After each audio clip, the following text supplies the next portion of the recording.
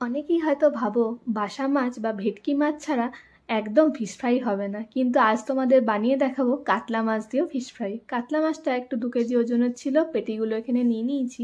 আর কড়াইয়ে অল্প জল দিয়ে কাতলা মাছের পিসগুলো সেদ্ধ করতে বসিয়ে দিচ্ছি। এর মধ্যে কোনো আদা রসুনের পেস্ট বা জল এই জলে আমি অ্যাড করিনি।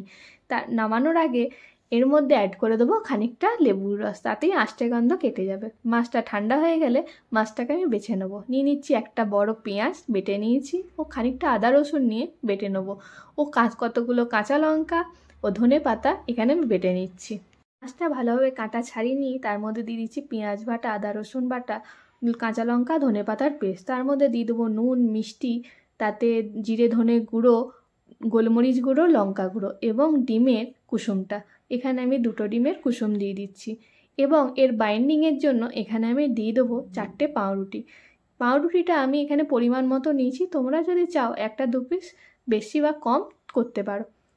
দিয়ে এটাকে ভালোভাবে মেখে নেবো। মাখার সময় একটা জিনিস খেয়াল করব, যাতে এটা কোনোভাবেই বেশি পাতলা করে মাখাটা না হয়ে যায়, তাহলে গড়তে খুব সমস্যা হবে। দিয়ে চৌকো বা লম্বা যেমন তোমাদের ইচ্ছা সেভাবে গড়ে নিতে পারো।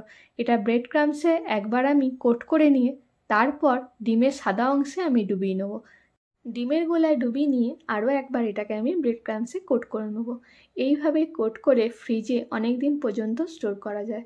কড়াইতে রিফাইন্ড তেল গরম হয়ে এলে একটা একটা করে আমি এটা খুব সাবধানে নামিয়ে দিচ্ছি। ভালোভাবে লাল করে ভেজে তুললেই রেডি কাতলা মাছের ফিশ ফ্রাই। ভেটকি বা বাসা মাছ ছাড়াও যে এত ভালো একটা ফিশ ফ্রাই তৈরি হবে সত্যি আমি ভাবিনি। তাহলে বলবো বাড়িতে অবশ্যই কাতলা মাছ আনলে একবার ট্রাই করে দেখতে পারো। সস এবং কাসুন্দি সহযোগে একদম জমে গেছে কাতলা মাছের ফিশ ফ্রাই। আমার চ্যানেলের রান্নাগুলো যদি তোমাদের ভালো লেগে থাকে তাহলে একটা লাইক কমেন্ট করে জানিও, এবং হ্যাঁ, চ্যানেলটা সাবস্ক্রাইব করতে ভুলো না।